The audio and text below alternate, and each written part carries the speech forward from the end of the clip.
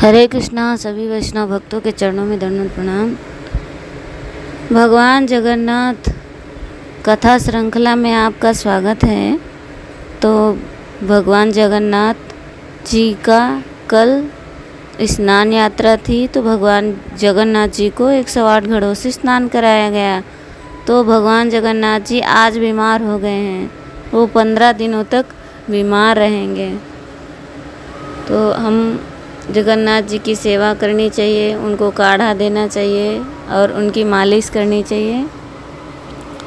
तो चलते हैं हम अपनी कथा की ओर। अभी तक हमने सुना था भगवान नील माधव का अंतर्ध्यान होना। तो अब हम चलते हैं श्री विग्रहों का प्रकाश। महाराज इंद्रद्युम्न ने ब्रह्मा जी के पास जाने से पहले जिस विशाल मंदिर का निर्माण किया था, वह पूर्ण रूप से समुद्री बालू से ढह गया। एक बार गाल माधव नाम के एक अन्य राजा उस स्थान से गुजर रहे थे। अचानक ही उनका घोड़ा किसी नुकीली वस्तु से टकराकर गिर गया, जिससे राजा को भी कुछ चोटें आईं। राजा ने अपने सैनिकों को आदेश दिया कि देखो यहाँ पर क्या है। राजा के आदेश से सैनिकों ने उस स्थान से बालू हटाई तो देखा किसी मंदिर का चूड़ा दिखाई दे रहा है। तब राजा को यह बात पता चली तो वह बहुत प्रसन्न हुए तथा उन्होंने अपने अनेकों कारीगरों को उस स्थान से बालू को हटाकर मंदिर को साफ करने का आदेश दिया। यद्यपि परिश्रम करके उन सबने मंदिर को साफ तो कर लिया, तथापि बालू को हटाने पर भी वह मंदिर खंडहर जैसा ही दिखाई दे रहा था। गाल माधव राजा ने उस मंदिर का पुनरुद्धार कर घोषणा कर दी कि मैं इस मंदिर का निर्माता हूँ। जब महाराज इंद्रद्युम्न पृथ्वी पर लौटे तब तक हजारों वर्ष व्यतीत हो चुके थे तथा प्रायः सब कुछ परिवर्तित हो गया। जब महाराज इंद्रद्युम्न उस मंदिर में पहुँचे तब उन्हें पता चला कि वहाँ तो किसी अन्य राजा का अधिकार है। महाराज इंद्रद्युम्न ने राजा गाल माधव से मिलकर उनसे कहा, यह मंदिर तुम्हारा नहीं है, मैंने ही इसे बनवाया था।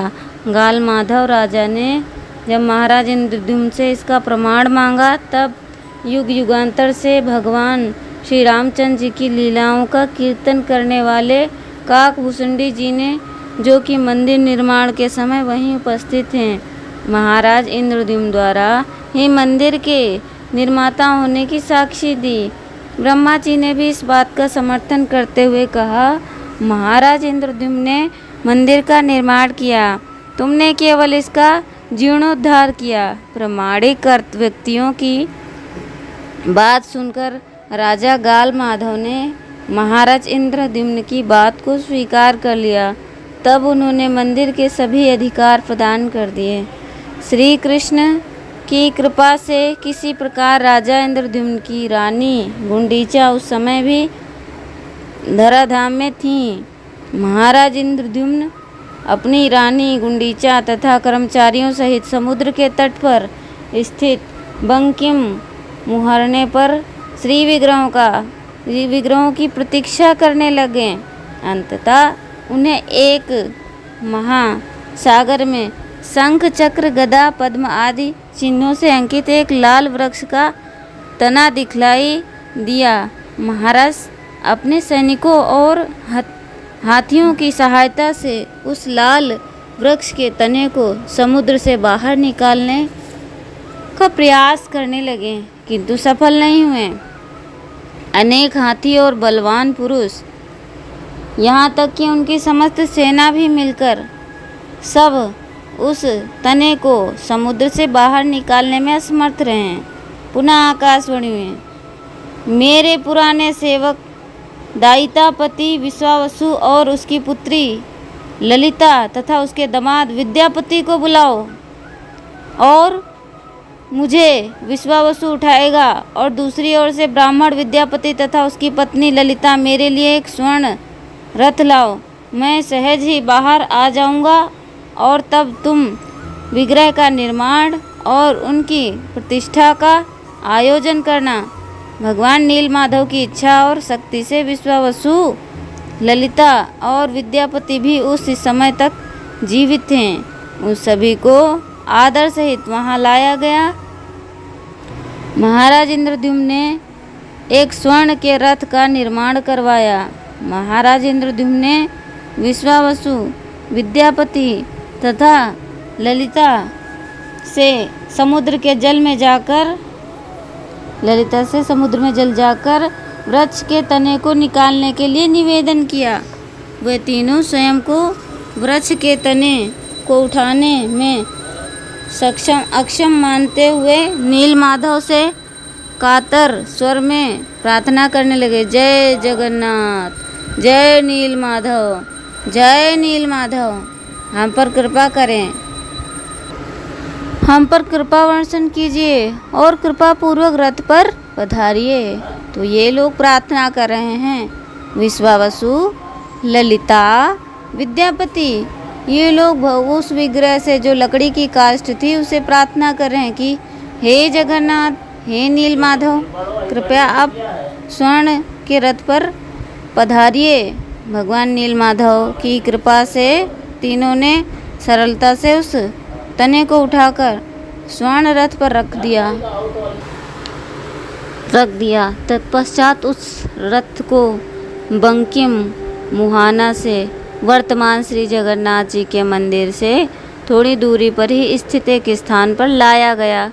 राजा ने वृक्ष के उस तने का एक विशाल कक्ष में रख दिया और उड़ीसा के सभी शिल्पकारों को आमंत्रित कर कहा, जो भी इस तने से श्री विग्रह का निर्माण करेगा वह अपार धन संपत्ति का अधिकारी होगा।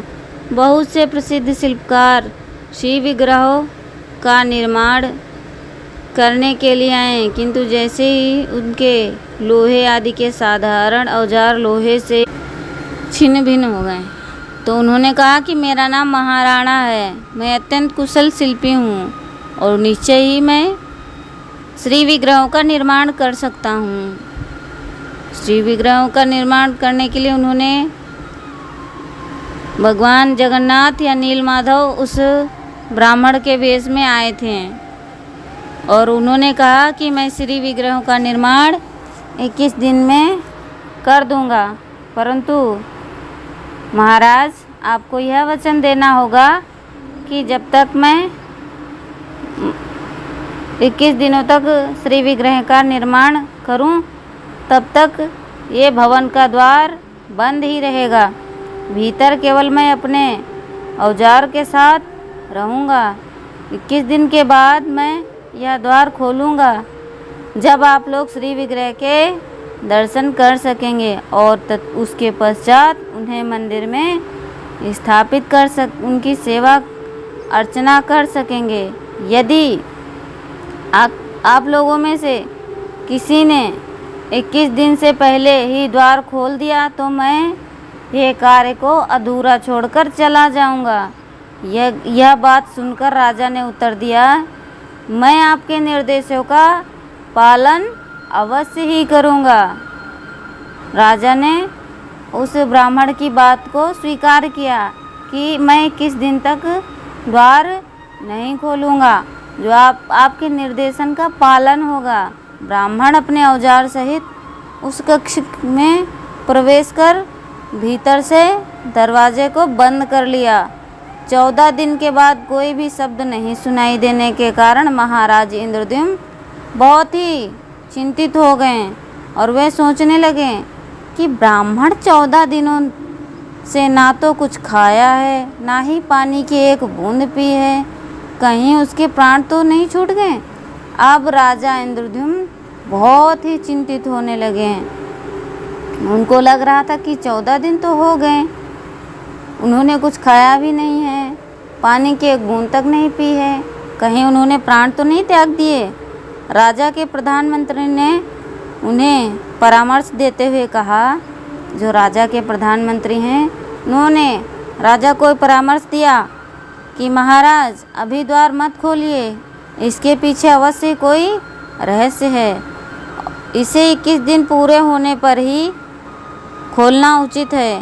किंतु रानी आग्रह करने लगी, यदि वह आपके द्वारा द्वार ना खोलने के कारण से ही मर गया तो हमें ब्रह्महत्या का पाप लगेगा, दोष लगेगा। और कृपया आप जल्दी से जल्दी द्वार को खोल दीजिए। ब्राह्मण की आज्ञा का उल्लंघन करने के कारण अनिष्ट की आशंका से द्वार खोलने की इच्छा न होने पर भी रानी के बार बार आग्रह करने पर महाराज इंद्रद्युम्न अपने सैनिकों से बलपूर्वक द्वार को खुलवाकर अंदर प्रवेश कर गए। अब रानी ने बार बार उनसे आग्रह किया कि द्वार खोल दो, कहीं उस ब्राह्मण ने अपने प्राण त्याग दिए होंगे तो हमें ब्रह्महत्या का पाप लगेगा। तो राजा के ना चाहते हुए भी उन्होंने सभी सैनिकों को आदेश दिया और वे बलपूर्वक उस द्वार को खोलकर उसमें अंदर प्रवेश कर गए। कक्ष में ब्राह्मण को ना पाकर महाराज के आश्चर्य का ठिकाना ना रहा। जब उन्होंने अंदर प्रवेश किया तब देखा कि वो जो ब्राह्मण था श्री विग्रहों का निर्माण कर रहा था, वहाँ पे ना पाकर बहुत ही आश्चर्यचकित हो गए महाराज इंद्रद्युम्न। श्री जगन्नाथ देव, श्री बलदेव प्रभु, श्री सुभद्रा महारानी और श्री सुदर्शन चक्र, इन चारों के विग्रह भी वहाँ असंपूर्ण अवस्था में विद्यमान थे, मतलब आधे अधूरे थे। उनके नेत्र और नासिकाएं गोलाकार थीं, उनकी भुजाएं आधी ही थीं, हाथ और पैर भी अभी कुछ असंपूर्ण थे, अभी आधे अधूरे विग्रह थे। ना तो उनके हाथ ढंग से बने थे और ना ही उनके पैर ढंग से बने थे। किसी एक अन्य घटनाक्रम के अनुसार, संभवतः अन्य किसी ब्राह्मण की लीला के अनुसार, जब महाराज द्वारा द्वार खोला तो ब्राह्मण को अंदर देखा। महाराज देखते ही ब्राह्मण ने कहा, अभी तो केवल 14 दिन ही बीते हैं, आपने अभी से द्वार क्यों खोल दिया? विग्रहों को पूर्ण करने के लिए मुझे 7 दिनों की और आवश्यकता थी। संभवतः भगवान जगन्नाथ की इच्छा से ही हुआ होगा, नहीं तो आप भीतर नहीं आते और मैं बिना किसी बाधा के इन श्री विग्रहों को पूर्ण कर पाता।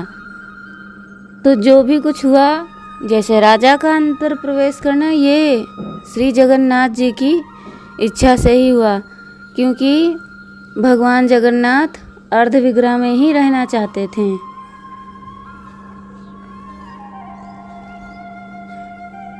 यह कहकर वह ब्राह्मण शिल्पकार अदृश्य हो गया, अर्थात वहाँ से अंतर्धान हो गए।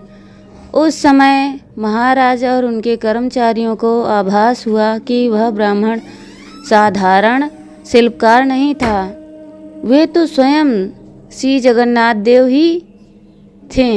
भगवान के श्री विग्रहों को असंपूर्ण देखकर महाराज इंद्रद्युम्न बहुत तेज से रोने लगे और उनकी हृदय की पीड़ा को प्रधानमंत्री को बताते हुए बोले, अपने वचन को तोड़कर मैंने जघन्य अपराध किया है, मेरे लिए प्राण त्याग देना चाहिए।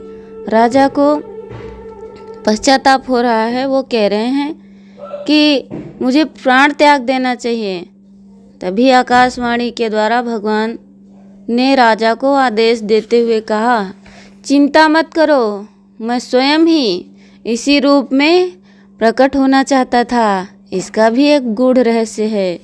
इन श्री विग्रहों को मंदिर में इसी रूप में स्थापित करो। विद्यापति की ब्राह्मण पत्नी से उत्पन्न हुआ पुत्र क्रम पूर्वक मेरी पूजा करें और उनकी सबर पत्नी से उत्पन्न पुत्र मेरे लिए विधिवत पूर्वक प्रकार से व्यंजन बनाएं। विश्वावसु के गांव की दायिता पर उनके वंशज रथ यात्रा के समय 10 दिन तक मेरी सेवा करें। वे दायिता ही श्री बलदेव, सुभद्रा देवी और मुझे रथ पर बैठाकर गुंडीचा मंदिर में ले जाएं। उन दिनों प्रत्येक वर्ष रथ यात्रा, हेड़ा पंचमी आदि उत्सवों का विराट रूप में आयोजन करना। तब श्री जगन्नाथ जी की आज्ञा के अनुसार महाराज उन श्री विग्रहों को मंदिर में ले आए और उन्होंने ब्रह्मा जी से प्रार्थना की, हे ब्रह्मन, अब आप बिना किसी विलंब के कृपा करके भगवान तथा भगवान के श्री मंदिर की प्रतिष्ठा कर दीजिए, ताकि हम नियमित रूप से विधिवत इनका अर्चन पूजन कर सकें। महाराज इंद्रद्युम्न की बात सुनकर ब्रह्मा जी ने कहा कि स्वयं प्रकाशित भगवान के श्री विग्रहों की प्रतिष्ठा करने की क्षमता तो मेरे में नहीं है, और मैं इस मंदिर के चूड़े पर एक ध्वजा बांध देता हूँ। यदि कोई व्यक्ति दूर से ही इस ध्वजा को देखकर दंडवत प्रणाम करेंगे तो उनके समस्त पाप कट जाएंगे और उनको मुक्ति प्राप्त होगी। इतना कहकर ब्रह्मा जी ने मंदिर के चक्र पर एक ध्वजा स्थापित कर दी। तदुपरांत भगवान श्री जगन्नाथ, श्री बलदेव, श्री सुभद्रा तथा श्री सुदर्शन जी का विधिवत पूजा अर्चन नियमित रूप से होने लगा। एक दिन महाराज इंद्रद्युम्न ने भगवान श्री जगन्नाथ जी से कहा, हे भगवान, मैं आपसे एक वर मांगना चाहता हूँ। मेरी इच्छा है कि आपके श्री मंदिर के द्वारा केवल एक प्रकार अर्थात मात्र 3 घंटे के लिए बंद रहे, जिससे अधिक से अधिक समय तक आपके दर्शन प्राप्त हो। महाराज इंद्रद्युम्न की बात सुनकर भगवान जगन्नाथ ने भंगी करते हुए कहा, तब तो मुझे निद्रा दूर करने के लिए सब समय ही बीच बीच में कुछ खाने के लिए चाहिए होगा। भगवान श्री जगन्नाथ की बात सुनते ही महाराज इंद्रद्युम्न गदगद होते हुए कहने लगे, अहो भाग्य प्रभु, मैं तो प्रतिज्ञा करता हूँ कि सारा दिन आपका भोजन चलेगा, आपके हस्तकमल कभी भी शुष्क नहीं होंगे।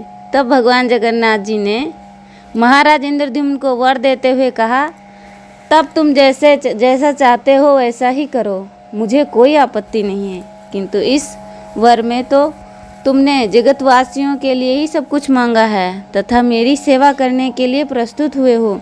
मैं चाहता हूँ कि तुम अपने लिए भी कुछ वर मांगो।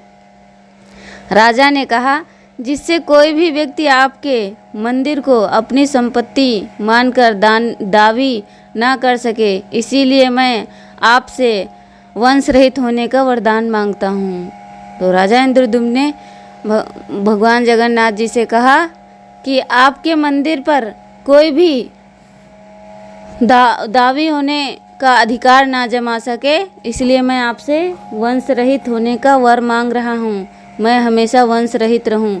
यदि मेरे वंशज होंगे तो वे मेरे प्राण छूटने के पश्चात ही संपत्ति के लिए परस्पर लड़ेंगे और आपकी सेवा में किसी की रुचि नहीं होगी। आपकी सेवा के लिए एकत्रित धन पर वे अपना अधिकार समझेंगे। मैं नहीं चाहता कि मेरे कोई कुल का कोई भी व्यक्ति सोचे कि यह मंदिर मेरी संपत्ति है। श्री जगन्नाथ, श्री बलदेव, श्री सुभद्रा पर केवल मेरा अधिकार है। जो धन प्रमाणी के रूप में मंदिर में आ गया है वह केवल मेरे भोग विलास के लिए ही है। भगवान की सेवा के उद्देश्य से प्राप्त धन का यदि कोई दुरुपयोग करता है तो उसको नरक की प्राप्ति होती है। यदि कोई भगवान के नाम पे पैसे मांगता है किसी से और उन पैसों का दुरुपयोग करता है, कहीं जैसे मांसाहार करना, शराब पीना, जुआ खेलना, यदि भगवान के नाम पर इन पैसों के कोई दुरुपयोग करेगा तो वो नरक की प्राप्ति होगा। संचालकों को सेवा की भगवान से ही उनकी सेवा करनी चाहिए और मन में ये भावना करनी चाहिए कि सेवा कार्य करना चाहिए और उसे यह समझना चाहिए कि मंदिर का धन उनके पास भगवान की धरोहर है। यह समस्त लीला अर्थात भगवान जगन्नाथ, श्री बलदेव, श्री सुभद्रा, श्री सुदर्शन जी अद्भुत रूप में और आविर्भूत होने की लीला रानी गुंडीचा की प्रार्थना के परिणाम स्वरूप ही प्रकाशित हुई थी। इसीलिए श्री जगन्नाथ देव श्री बलदेव और श्री सुभद्रा जी रथ यात्रा के समय जिस दिन मंदिर में 1 सप्ताह तक विश्राम करते हैं, उनका नाम रानी गुंडीचा के नाम पर गुंडीचा मंदिर रखा गया। इस प्रकार श्री जगन्नाथ जी की आज्ञा से प्रतिवर्ष बड़े समारोह से रथ यात्रा का आयोजन किया जाता है। विश्वावसु और रथ यात्रा महोत्सव के 10 दिन तक उनकी सेवा करते हैं। यानी भगवान जगन्नाथ जी जब गुंडीचा रानी के यहाँ रहते हैं, तब सबरवाल लोग भगवान की सेवा करते हैं 10 दिन तक। ये भगवान से ही उनको वर प्राप्त हुआ था।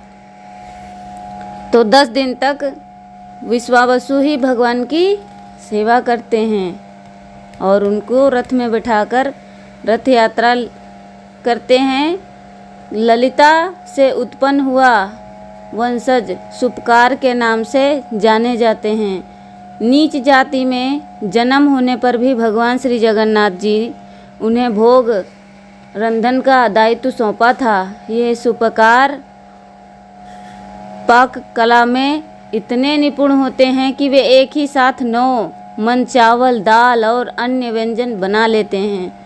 चंदन यात्रा के समय श्री जगन्नाथ की समस्त देह पर चंदन का लेप किया जाता है। उस समय भगवान श्री मदन मोहन के नाम से विख्यात उनके विजय विग्रह को नौका विहार कराया जाता है। इसके उपरांत स्नान यात्रा के समय संपूर्ण भारत के सभी तीर्थों में हजारों घड़ों में जल लाया जाता है, जिससे तीनों विग्रहों को अभिषेक किया जाता है। अत्यधिक जल से स्नान करने के कारण भगवान अस्वस्थ लीला करते हैं। उस समय पुनः स्वस्थ लाभ के लिए श्री लक्ष्मी जी भगवान को अपने महल में ले जाकर 15 दिन के लिए द्वार बंद कर देती हैं। हरे कृष्णा कृष्णा कृष्णा हरे हरे, हरे राम राम राम हरे हरे। जगत गुरु श्रीला प्रभुपाद की जय। अनंत कोटि वैष्णव भक्तवृंद की जय। भगवान जगन्नाथ जी की जय। उनकी लीलाओं का श्रवण करने वाले भक्तों की जय। तो ऐसे ही लीलाओं को श्रवण करते रहिए। हम आपके समक्ष कथाओं को लेकर प्रस्तुत होते रहेंगे। तब तक के लिए श्रवण करें। हरे कृष्णा।